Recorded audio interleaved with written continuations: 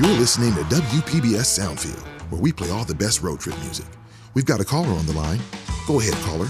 Yeah, I have a question. How do you know it's the best? Pardon? How do you know it's the best road trip music? Well, as it turns out, we found the 5 things that make for the best road trip tunes.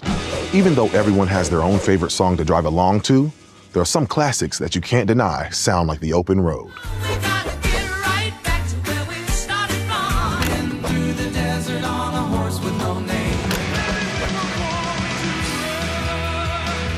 But these songs are all substantially different. So what is the common thread between them? And what other songs make for great driving? Well, we found just that recipe. And does your favorite road trip song match these criteria?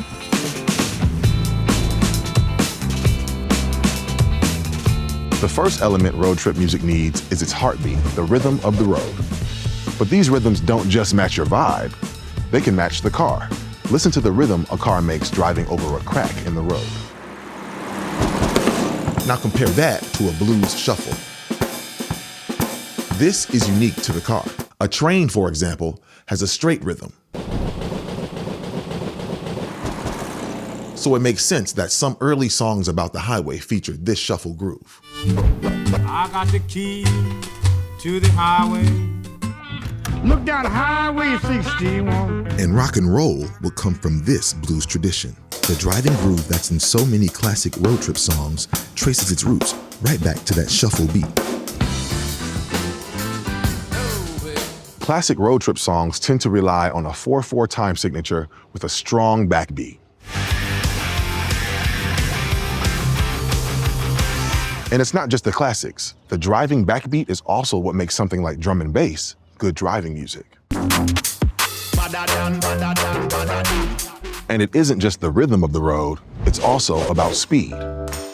Road trip songs tend to fall somewhere in the range of 100 to 140 beats per minute. Studies have shown that the music you're listening to actively impacts your driving. Unsurprisingly, faster tempo directly correlates to faster driving. But also, music that is too slow can negatively impact your attention on long-distance drives. So that 100 to 140 BPM tempo is fast enough to be energizing, but not quite the speed of action movie scenes. They could even be slightly rushing. Take September by Earth, Wind & Fire. It starts at 126 BPM, but ends closer to 129. This wasn't necessarily by design. In the analog era, when songs were often played live in the studio and without a click track, it wasn't unusual for the tempo and timing of a song to drift. The third element we found for the best road trip music is nostalgia.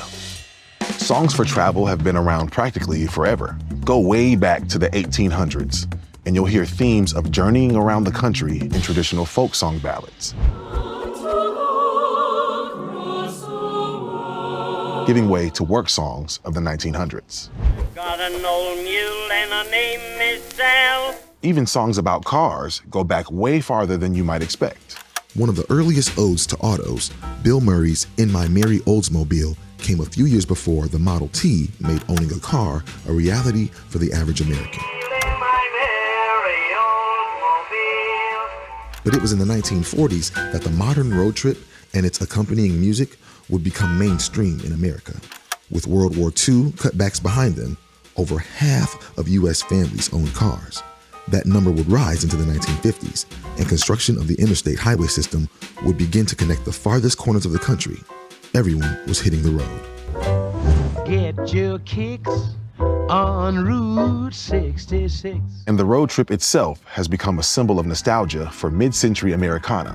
With rising gas prices and lower airfares, we're simply not road tripping as much.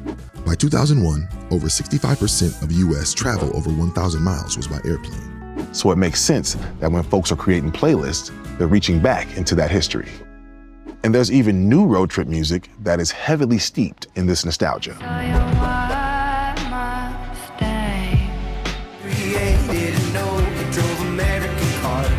There was another artifact of the 20th century that played a big role on the sound of the highway, the car radio. In the early 1950s, about half of American cars had installed radios, but by the mid-1960s, that number had jumped to 80%. A Britannica article by Christopher H. Sterling states, "This coincidental rise of portable radios and popular music content, combined with the diversion of most adults to television, transformed radio into a predominantly youth-oriented medium."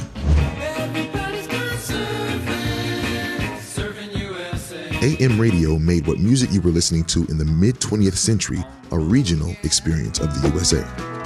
Going places that I've never been. So where you were might have played a role in what you were listening to. In my Tennessee mountain home. While the digital age means you can listen to pretty much any music anywhere, That doesn't mean there aren't sounds we associate with places, and those continue to show up.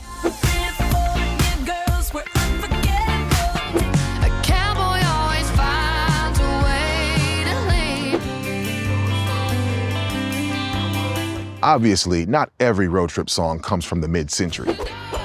The 2010s have recently entered the nostalgia party.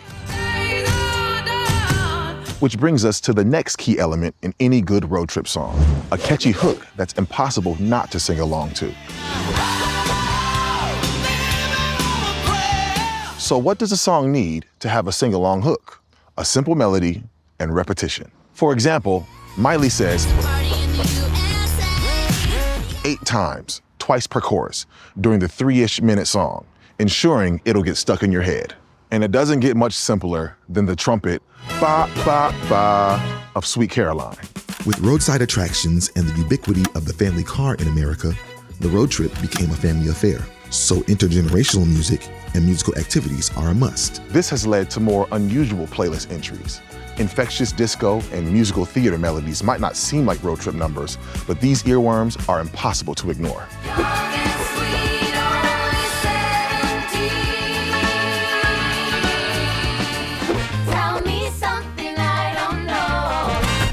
Our sixth and final element of the great road trip song is what it says. Its theme.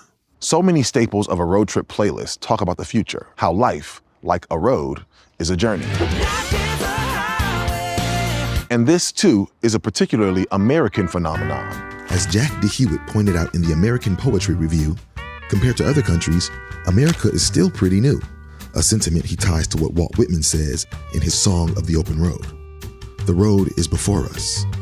Road trip songs often sing of hitting that open road, both as a metaphor for breaking free and the literal road itself. American music tends to associate movement, the simple act of going, with freedom. Freedom from responsibility, from worry, from the rest of the world. You get a fast car. I want a ticket to anywhere. And these American ideas are not just in songs of the past. But just like everyone's route is different, everyone's backing track will be different too. So what's your favorite road trip song? Do you have other criteria for the soundtrack of the open road? Or maybe the real question is, what does driving off into the great unknown sound like to you?